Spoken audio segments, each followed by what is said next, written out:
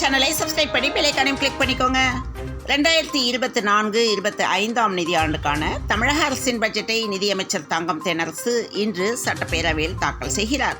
இந்நிலையில் இதற்கான டீசரை அரசு வெளியிட்டுள்ளது. முன்னதாக பட்ஜெட்டுக்கான லோகோ வெளியிடப்பட்டு இருந்தது. இந்தியா கூட்டணியிடம்தான் வாக்கு வங்கி உள்ளது என TR பாலு MP தெரிவித்துள்ளார்.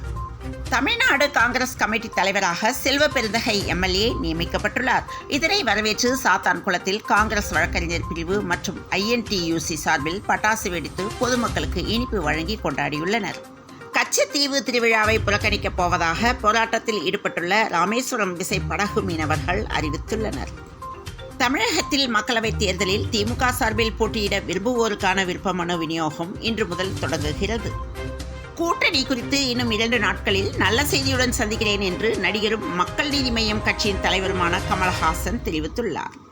விவசாயிகளின் டெல்லி செல்லும் போராட்டத்தில் நேற்று அரசுடன் நடைபெற்ற 4வது சட்ட பேச்சுவார்த்தைக்கு பின் கோரிக்கை நிறைவேறும் வரை போராட்டம் தொடரும் என விவசாயிகள் உறுதிபட தெரிவித்துள்ளதாக தகவல் வெளியாகியுள்ளது.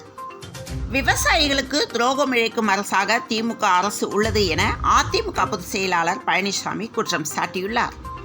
வட மாநிலங்களில் அறுவடை துவங்கியுள்ளதால் உச்சத்தை தொட்ட பூண்டு விலை குறைய துவங்கியுள்ளது. 2.5 ஆண்டு திமுக ஆட்சியில் 60,567 அரசு பணியிடங்கள் வழங்கப்பட்டது எப்படி என்பது குறித்து தமிழக அரசு விளக்கமளித்துள்ளது. தமிழக வெற்றி கழக மாவட்ட நிர்வாகிகள் ஆலோசனைக் கூட்டம் பனையூரில் இன்று நடக்கவிருக்கிறது. மொபைல் செயலி மூலம் மின்சார தடை, மீட்டர் பழுது, கூடுதல் மின்கட்டணம் உள்ளிட்ட மின்சாரம் தொடர்பான புகார்களை தெரிவிப்பதற்கான புதிய வசதியை மின்வாரியம் தொடங்கியுள்ளது. திருநெல்வேலி மாநகராட்சியில் ஸ்மார்ட் சிட்டி திட்டத்தில் 85,56 லட்சம் ரூபாயில் கட்டப்பட்ட ஜங்ஷன், பஸ் ஸ்டாண்ட் வளாகம், விளையாட்டு உள் அரங்கம், வணிக வளாகம் திறப்பு மற்றும் கூட்டு குடிநீர் திட்ட பணிகளுக்கு அடிக்கல் நாட்டி விழா நடந்துள்ளது. பட்டாசு விபத்தில் உயிரிழந்தோர் குடும்பத்திற்கு அங்கன்வாடி வேலைகளில் முன்னுரிமை என அமைச்சர் உதயநிதி ஸ்டாலின் அறிவிப்பு வெளியிட்டுள்ளார்.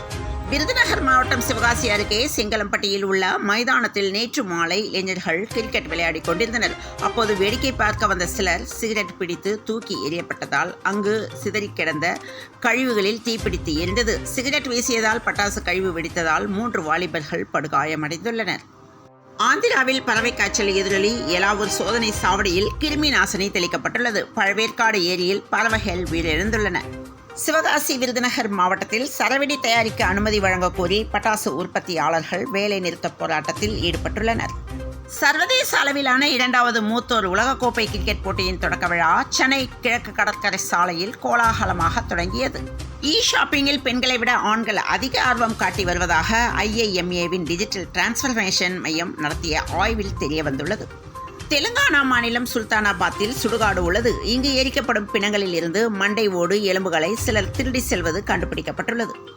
இன்றைய பெட்ரோல் மற்றும் டீசல் விலை நிலவரம். பெட்ரோல் லிட்டர் ஒன்றுக்கு $102.63 டீசல் லிட்டர் ஒன்றுக்கு $94.24 விற்பனையாகிறது.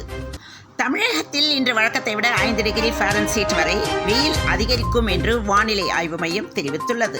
தொடர்ந்து இணைந்திருங்கள் பிரபாஸ் கதமம் செய்திகளுடன். மீண்டும் மற்றொரு செய்தியில் சந்திப்போம். வணக்கம்.